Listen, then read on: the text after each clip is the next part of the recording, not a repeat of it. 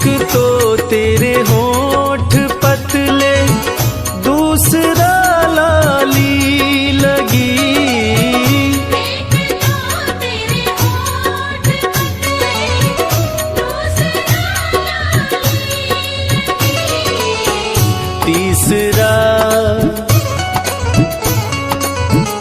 तीसरा तेरा मुस्कुराना, दिल दीवाना